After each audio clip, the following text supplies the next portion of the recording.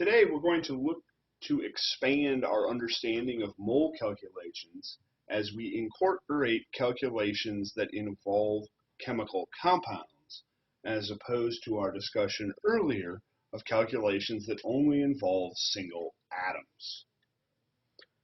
When we deal with chemical compounds, we still must deal with the concept of molar mass. Recall that atomic mass is the mass of one atom in AMU, or atomic mass units.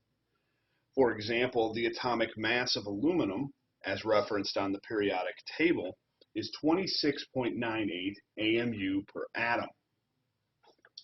In a similar fashion, one can determine the molar mass of 1 mole of a substance. The molar mass of 1 mole of a substance in grams per mole is the same as the atomic mass for that substance in AMU per atom. In other words, the molar mass of a single aluminum atom is 26.98 grams per mole. We learned about this when we talked about mole calculations involving only atoms. Let's take this idea a step further. What if we had a compound such as methane, which has the formula CH4? We can calculate its molar mass by summing up the total molar mass of all elements involved in the compound. For example, in methane there's 1 carbon and 4 hydrogens. A carbon has a molar mass of 12.01 grams per mole. Adding to that the molar mass of hydrogen, 1.01 grams per mole, times 4 for the 4 hydrogens, we get a molar mass of a compound of methane being 16.05 grams per mole.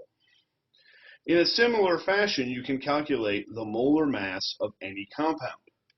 Perhaps we should look at a slightly more complicated example. Let's calculate the molar mass of aluminum sulfate. The formula of aluminum sulfate is Al2SO4 3. In other words, in this compound, there are 2 aluminum atoms, 3 sulfur atoms, and 12 oxygen atoms, or 2 moles of aluminum, 3 moles of sulfur, and 12 moles of oxygen. When we calculate the molar mass, we must take the mass of aluminum times 2, the molar mass of aluminum times 2, the molar mass of sulfur times 3, and the molar mass of oxygen times 12, and add them together. When done appropriately, we should end up with a molar mass for aluminum sulfate equal to 342.17 grams per mole. Be careful when you're calculating the molar mass of a compound that you do not round the numbers on the periodic table. You want to maintain the maximum number of significant figures possible so that they do not impact your calculation. As you recall from our discussion of moles and mole calculations that involve atoms, once you know the molar mass, it is possible to convert between grams of a substance and moles of a substance and vice versa. Let's look at an example now that involves a compound. Let's see if we can calculate how many moles of ammonia there are in 15.0 grams of ammonia. Ammonia has a formula of NH3. We want to convert from grams to moles. In order to convert from grams to moles, we must know the molar mass of the compound. So step 1 of our process has to be to calculate the molar mass of ammonia. Ammonia is 14.00 grams per mole, the mass of nitrogen, plus 3 times 1.01 grams per mole, the molar mass of hydrogen, for a total molar mass of 17.03 grams per mole. Now that we know the molar mass, it is possible to calculate the number of moles of ammonia there are in 15.0 grams of ammonia. Recall that to convert from grams to moles, you must divide by the molar mass. 15.0 grams of ammonia divided by 17.03 grams of ammonia yields a result of 0.881 moles of ammonia. We round our answer to 3 significant figures because the 15.0 grams has 3 significant figures. Again, in 15 grams of ammonia, there are 0.881 moles. Let's look closer now at moles and chemical formulas. Take, for example, the compound C6H12O6, better known to us as glucose. If you have one molecule of glucose, that molecule contains 6 atoms of carbon, 12 atoms of hydrogen, or 6 atoms of oxygen.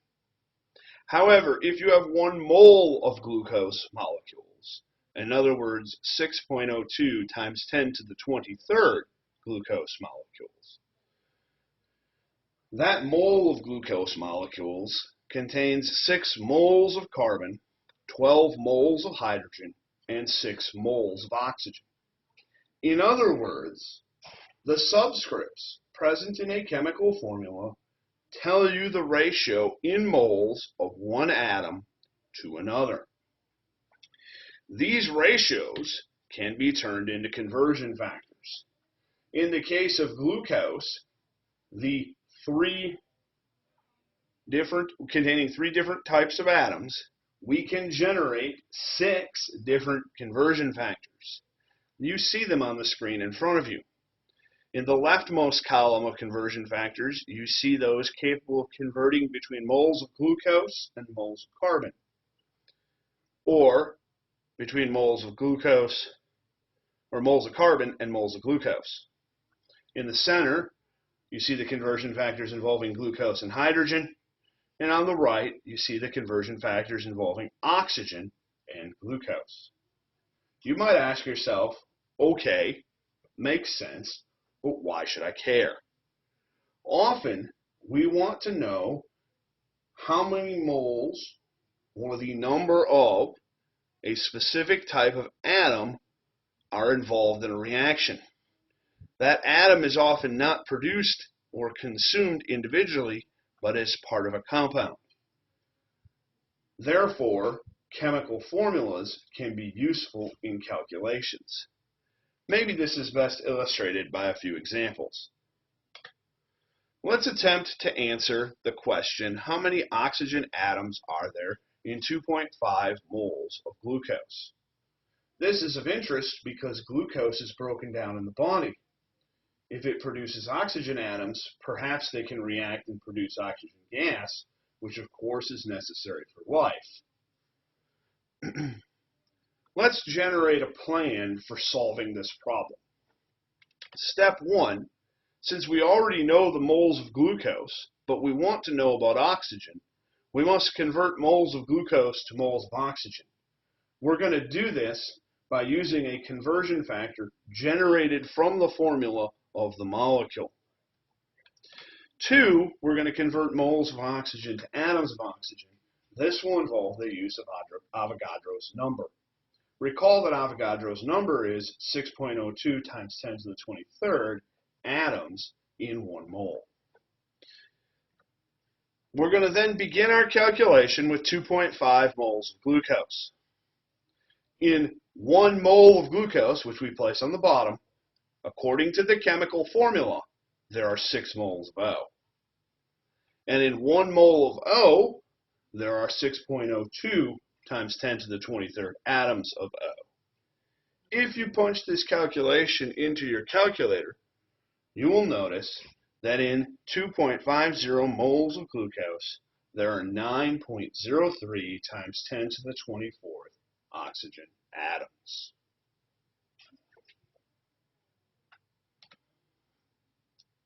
Let's combine the 2 ideas we've addressed so far to wrap up this lesson.